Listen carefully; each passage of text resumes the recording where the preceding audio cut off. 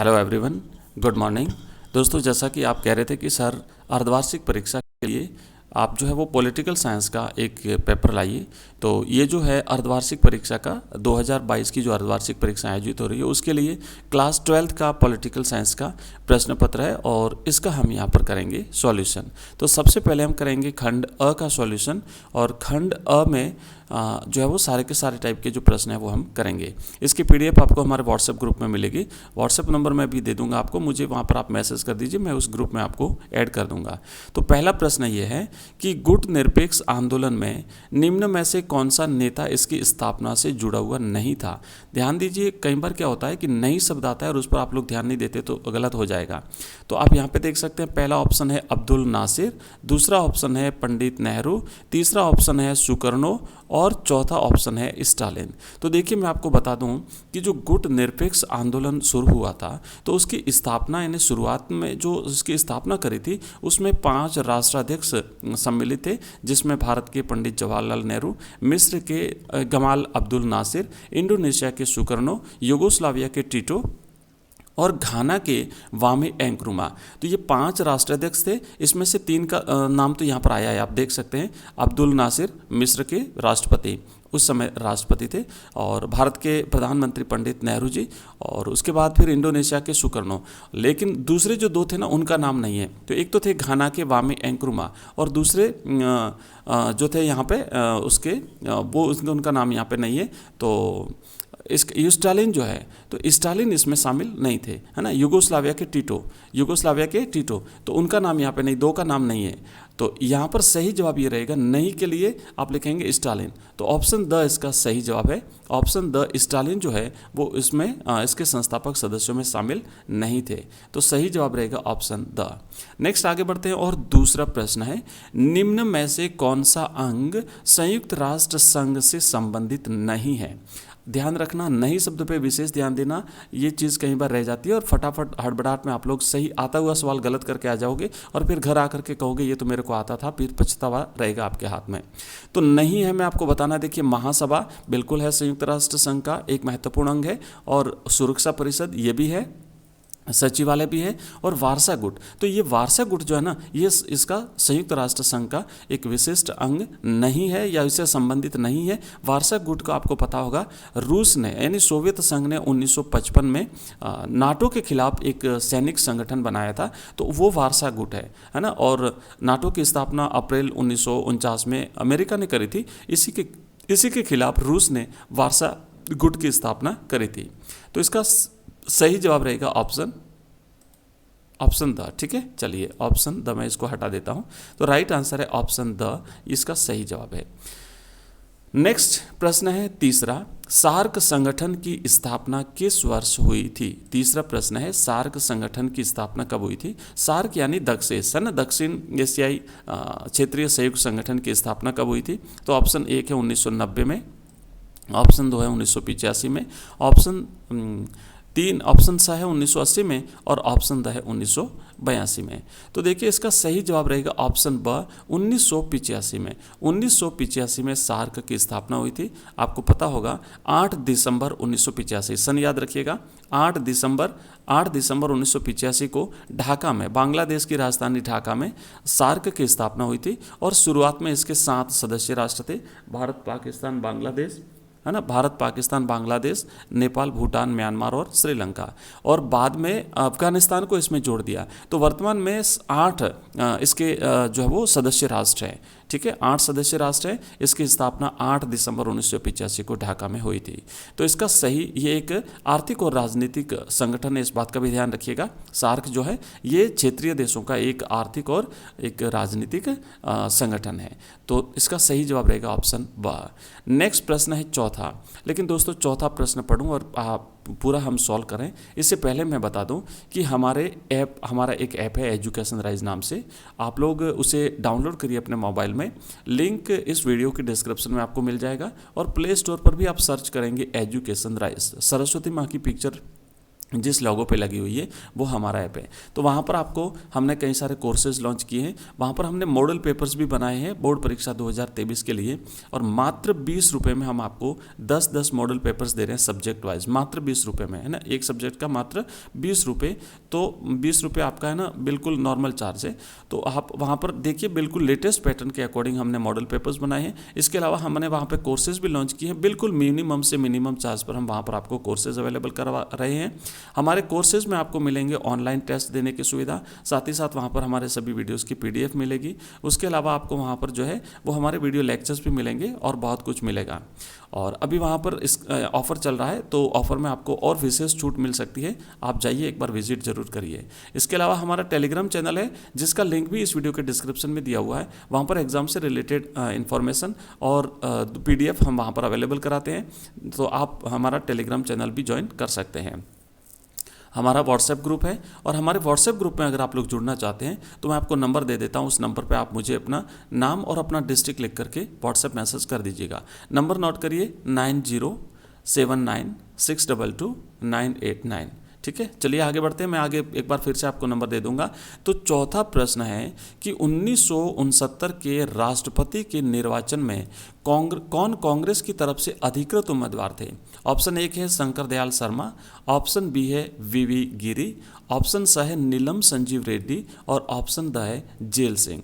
तो दोस्तों जैसा कि आपको पता होगा कि 1969 के चुनाव में एक तरफ इंदिरा गांधी और दूसरी तरफ सिंडिकेट, तो ये जो विवाद था दोनों के बीच में, इस वजह से वहाँ पर स्थिति इस प्रकार की बनी थी कि सिंडिकेट ने नीलम संजीव रेड्डी को कांग्रेस का अधिकृत उम्मीदवार जो है वो घोषित कर दिया था। लेकिन जैसे जैसे चुनाव नज़दीक आए उसके बाद में स्थिति बदलती गई, और चूंकि उस समय वीवी गिरी उपराष्ट्रपति रहे थे, तो वीवी गिरी एक स्वतंत्र उम्मीदवार के रूप में जो है चुनाव लड़ रहे थे। तो इंदिरा गांधी के समर्थन की वजह से वीवी गिरी समर्थन न होने के कांग्रेस के अधिकृत उम्मीदवार न होने के बावजूद जो है वो उपराष्ट्रपति बनने में सफल रहे थे। लेकिन प्रश्न ये पूछा है कि अधिकृत उम्मीदवार कौन थे? तो नीलम संजीव रेड्डी जो है वो कांग्रेस की तरफ से अधिकृत उम्मीदवार थे। तो इसका ऑप्शन स राइट रहेगा। दोस्तों ये जो मॉडल पेपर हम कर रहे हैं पॉलिटिकल साइंस का, इसी जैसा कि जैसे हमने और भी कई सारे मॉडल पेपर्स किए हैं, जैसे हिंदी साहित्य, हिंदी कंपलसरी, इंग्लिश का, हिस्ट्री का, और आने वाले वीडियोस में हम और भी मॉडल पेपर्स, हमारे पास और भी जिस प्रकार के हाफ ईयरली एग्जाम के पेपर्स पड़े हैं वो भी हम यहाँ पर उसका सॉल्यूशन करेंगे। आइए आगे बढ़ते हैं। नेक्स्ट प्रश्न है, स्वतंत्रता के बाद भाषा के आधार पर गठित प्रथम राज्य कौन सा था? तो स्वतंत्रता के बाद 1947 में जब देश आज़ाद हुआ तो उसके बाद में भाषा के आधार पर कई राज्यों के गठन की मांग उठी थी। तो उसमें सबसे पहले जो है ना 1953 में एक राज्य का गठन हुआ था भाषा के आधार पर। तो वो कौन सा था? ऑप्शन 1 है आंध्र प्रदेश, ऑप्शन बी है तेलंगाना, ऑप्शन सी है हरियाणा, ऑप्शन स है हरियाणा, और ऑप्शन द है तमिलनाडु। तो इसका सही जवाब है दोस्तों आंध्र प्रदेश। 1953 में भाषा के आधार पर गठित प्रथम राज्य था आंध्र प्रदेश, और तेलंगाना तो बिल्कुल हाल ही में बना है। तो सही जवाब रहेगा ऑप्शन आंध्र प्रदेश। नेक्स्ट प्रश्न है हमारा, चलिए तो अब हम करेंगे रिक्त स्थान की पूर्ति करने वाले जो प्रश्न हैं। तो पहला प्रश्न यह है कि प्रश्न संख्या 6 से 10 तक रिक्त स्थान की पूर्ति कीजिए। पहला छठा प्रश्न है, धर्म के आधार पर रिक्त स्थान और रिक्त स्थान का बंटवारा हुआ। तो धर्म के आधार पर भारत और पाकिस्तान के रूप में दो राष्ट्र जो है वो बने थे। हालांकि भारत का बंटवारा हुआ था, लेकिन यहाँ पर आप लिखेंगे भारत और पाकिस्तान दो राष्ट्र बने थे। ठीक है, याद रखना भारत और पाकिस्तान। अगला प्रश्न है सातवां प्रश्न है कि सोवियत संघ द्वारा बनाया गया सैन्य संगठन रिक्त स्थान था। तो सोवियत संघ ने 1955 में वार्सा पैक्ट, है ना, वार्सा का गठन किया था, और ये इनका एक सैनिक संगठन था। और वार्सा के गठन का कारण था कि 1949 में अमेरिका ने नाटो की स्थापना की थी, इन्होंने भी एक सैन्य संगठन बनाया था। तो इसके खिलाफ सोवियत संघ ने वार्सा का गठन किया था। नेक्स्ट प्रश्न है आठवां प्रश्न है, रिक्त स्थान को दीवार का गिरना शीत युद्ध के अंत का प्रतीक था। तो दीवार आपको पता होगा कि जर्मनी की दीवार, है ना, जर्मनी की दीवार किसकी दीवार थी? तो जर्मनी की दीवार का गिरना एक प्रकार से शीत युद्ध के अंत का प्रतीक था। पूर्वी जर्मनी और पश्चिमी जर्मनी के बीच में एक दीवार खींच दी गई थी। पूर्वी जर्मनी जो है वो रूस के समर्थन में था, सोवियत संघ के समर्थन में, और पश्चिमी जर्मनी संयुक्त राज्य अमेरिका के समर्थन में। तो इस दीवार का गिरना एक प्रकार से शीत युद्ध का अंत था। 1961 में इस दीवार को 1961 में इस दीवार को बनाया गया था। 1989 में इस दीवार को गिरा दिया गया था। नेक्स्ट प्रश्न है 9वां, संयुक्त राष्ट्र संघ का सबसे जाना पहचाना पद का है? तो जाना पहचाना जो पद है ना, वो महासचिव का है। महासचिव इसका जो संयुक्त राष्ट्र संघ का यूएनओ का जो महासचिव होता है वो इसका जाना पहचाना और महत्वपूर्ण पद होता है, शक्तिशाली पद होता है। ठीक है, आगे बढ़ते हैं। और यूएनओ की स्थापना आपको पता होगा 1945 में हुई थी। ठीक है, यूएनओ की स्थापना 1945 में हुई थी, और उससे पहले लीग ऑफ नेशंस था, जिसे राष्ट्र संघ के नाम से हम जानते थे। ठीक है, उसके बाद में 1945 में दूसरा विश्व युद्ध जब समाप्त हुआ तो संयुक्त राष्ट्र संघ की स्थापना हुई। अगला प्रश्न है रिक्त स्थान। संयुक्त राष्ट्र संघ के वर्तमान महासचिव कौन है? तो अब देखिए यहाँ पर इसका जाना पहचाना पद जो होता है वो महासचिव का होता है, और ये पूछा है कि वर्तमान में महासचिव कौन है, तो एंटोनियो गुटेरेस, याद रखिएगा, एंटोनियो गुटेरेस वर्तमान में संयुक्त राष्ट्र संघ के महासचिव हैं। तो अब हम करेंगे सही गलत कौन सा है, इसका हमें यहाँ पे आंसर देना है, और यहाँ तक हम कर चुके हैं दोस्तों। इसी प्रकार के अगर और मॉडल पेपर्स जैसे Hindi compulsory, English compulsory, history, political science और ज्योग्राफी, ये अगर सारा का सारा अगर आप चाहते हैं, हिंदी साहित्य, तो हमारे ऐप में आपको सारे के सारे मिल जाएंगे। और ये जो वीडियो हम कर रहे हैं इसकी जो पीडीएफ है, ये पीडीएफ हम आपको हमारे ऐप में हमारा जो व्हाट्सएप ग्रुप है वहाँ पर हम आपको अवेलेबल करा देंगे। ठीक है, आइए आगे बढ़ते हैं। नेक्स्ट हमारा प्रश्न है, सुरक्षा और शांति से जुड़े सभी मसलों का निपटारा सुरक्षा परिषद में होता है। ठीक है, सुरक्षा और शांति से जुड़े सभी मसलों का निपटारा सुरक्षा परिषद में होता है। तो आपको बताना है कि गलत है कि सही है। तो अगर सही है तो यहाँ पे लिखना है सही, तो इसका मतलब है कि ये राइट है।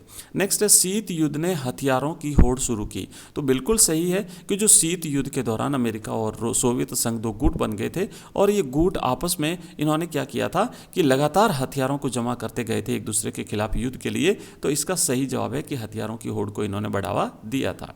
नेक्स्ट प्रश्न है, दक्षिण एशिया में सिर्फ एक तरह की राजनीति चलती है। तो ये गलत है, एक तरह की राजनीति नहीं चलती है। कहीं लोकतंत्र है, कहीं पर सैनिक तानाशाह है, तो कहीं पर जब वो और किसी तरह का शासन है, जैसे कि अभी कह सकते हैं अफगानिस्तान में। तो एक तरह की राजनीति नहीं चलती है, गलत है। अगला प्रश्न है, आपातकाल की उद्घोषणा 1975 में, आपातकाल की उद्घोषणा 1975 में नेहरू ने की थी। तो गलत आंसर है, नेहरू ने नहीं की थी। नेहरू जी का निधन तो 1964 में ही हो चुका था। तो इंदिरा गांधी ने करी थी आपातकाल की घोषणा। तो ये भी कथन जो है वो गलत है। नेक्स्ट अगला प्रश्न है, भाजपा ने 1975 में लगे आपातकाल का समर्थन किया था। तो भाजपा क्यों करेगी समर्थन भाई? कभी भाजपा ने 1975 के आपातकाल का समर्थन नहीं किया था। तो ये कथन भी गलत है। तो इस तरीके से हमने ये प्रश्न किए, और अब बारी है अति लघुतरात्मक प्रश्न करने की। आइए करते हैं शुरू। पहला प्रश्न है, 1971 के आम चुनाव में गरीबी हटाओ का नारा किसने दिया था? दोस्तों 1971 में 5वें आम चुनाव हुए थे, और 5वें आम चुनाव में गरीबी हटाओ का नारा इंदिरा गांधी ने दिया था, और एक तरह से जो है वो एक प्लस पॉइंट रहा था इंदिरा गांधी के लिए, और बहुमत मिला था कांग्रेस को। नेक्स्ट प्रश्न है, सहकारी डेयरी के जनक कौन थे? सहकारी डेयरी के जनक जो हैं वो वर्गीस कुरियन माने जाते हैं ना। श्वेत क्रांति के जनक भी जिसे हम कहते हैं, और सहकारी डेयरी के जनक भी हम कहते हैं। तो वर्गीस कुरियन सहकारी डेयरी के जनक थे।